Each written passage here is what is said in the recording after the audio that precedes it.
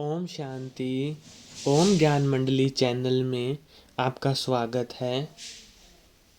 सभी बाबा के बच्चे इस वीडियो को लाइक करें।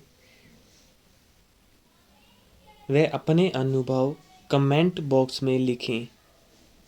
आज हम आपसे जो अनुभव शेयर कर रहे हैं वह अनुभव ब्रह्मा कुमारी जयंती बहन जी का है।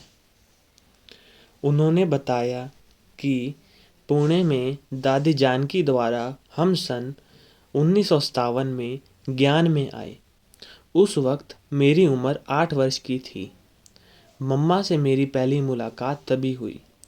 उस समय मम्मा का बहुत सुंदर माँ का रूप था। मम्मा जिस तरह दृष्टि देती, सचमुच किसी अज्ञान व्यक्ति का भी देह भान बिल्कुल पिघल जाता। ज्ञान ज़्यादा समझ में नहीं आता था, लेकिन बाबा की बातें और बहनें प्यारी लगती थी। जब हम विदेश गए तो मम्मा बाबा के पत्र आते थे।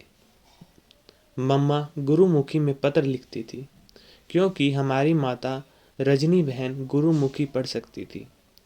मामा कॉन्वेंट में पढ़ी थी, इसलिए इनकी इंग्लिश बहुत अच्छी थी, जिस वजह से उनकी मुरली में अनेक अंग्रेजी लफ्ज़ आते हैं। साथ ही उस वक्त सिंधी लोग गुरु ग्रंथ पढ़ते थे तथा अपने बच्चों को भी गुरु ग्रंथ पढ़ने के लिए गुरुमुखी सिखाते थे। तो मम्मा को सिख धर्म तथा गुरुमुखी का भी अच्छा अभ्यास था। बीमार होने पर भी मम्मा का चेहरा पूर्णमासी के चंद्रमा की तरह था। सन 1964 में मम्मा की तबीयत बहुत खराब होने के बावजूद उन्होंने हम बच्चों से मिलने के लिए हाँ कहा। बेंगलोर, पुणे आदि जहाँ भी मम्मा पाँव रखती वह स्थान फलीभूत हो जाता। मम्मा जगदम्बा इतनी विश्व की सेवा करती, फिर भी वे हम बच्चों से बड़े प्यार से मिली। इतनी बीमार होने पर भी मम्मा का चेहरा पूर्णमासी के संपूर्ण चंद्रमा की तरह चमक रहा था। पता ही नहीं पड़ता था कि उन्हें कुछ दर्द भी हो रहा है।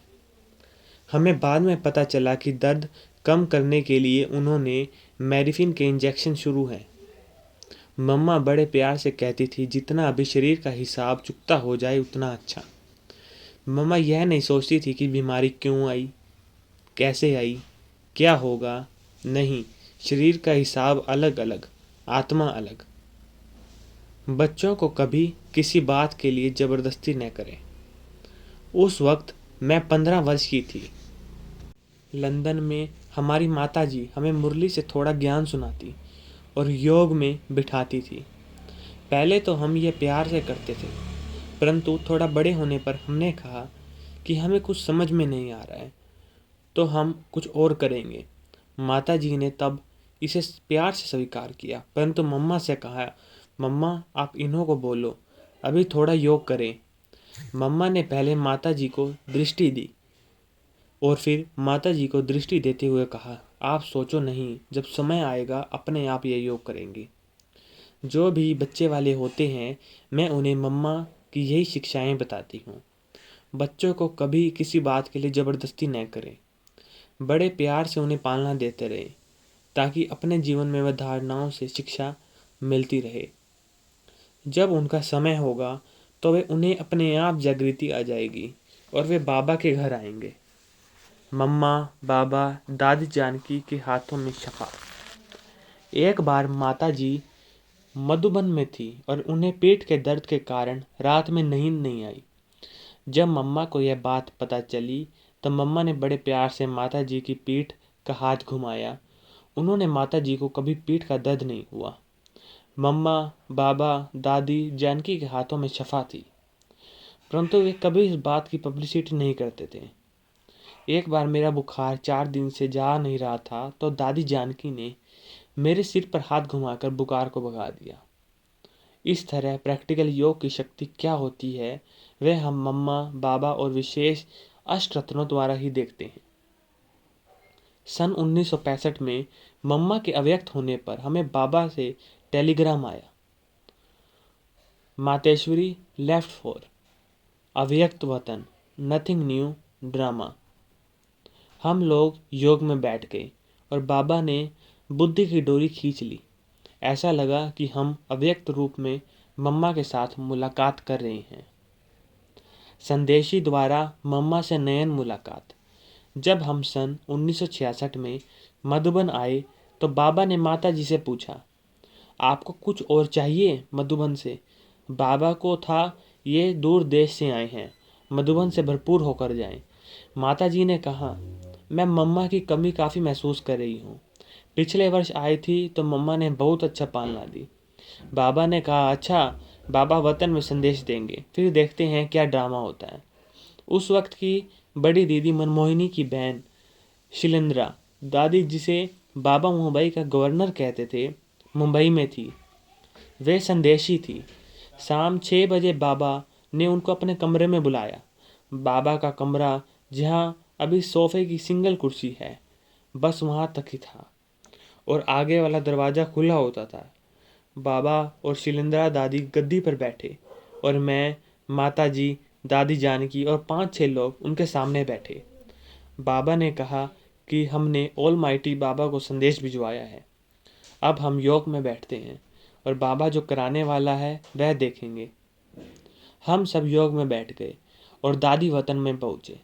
जब उन्होंने आँख खोली तो ऐसा लगा कि जैसे मम्मा आई है। दृष्टि और नयन मुलाकात से मम्मा की महमूदता हो रही थी। फिर मम्मा ने धीमी आवाज़ में कहना शुरू किया, मम्मा को खुशी है आप सब आए हैं। फिर पूछा, कुछ प्रश्न हैं?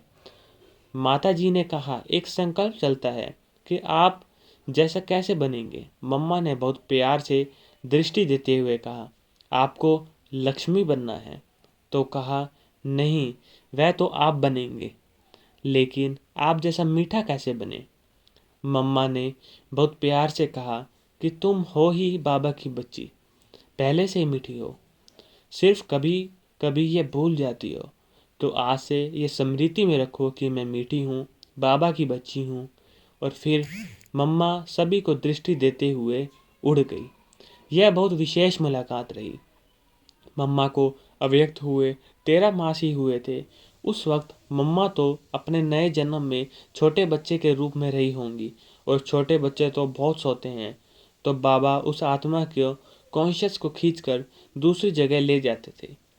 जब 1967 में माता जी बाबा से दोबारा यही दरख्वास्त की तब बाबा ने कहा, अभी उसे डिस्टर्ब नहीं करना चाहिए, वह छोटा बच्चा है, अपने नए माँ बाप के साथ खेल कूद में है। इस तरह बाबा ने सीधा मना कर दिया। बाबा प्यार भी देते थे और जो बात सही होती वह स्पष्ट भी बता देते थे। ओम शांति। तो ये था बहन जयंती जी का अनुभव।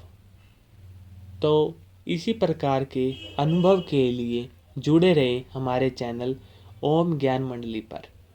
ओम शांति।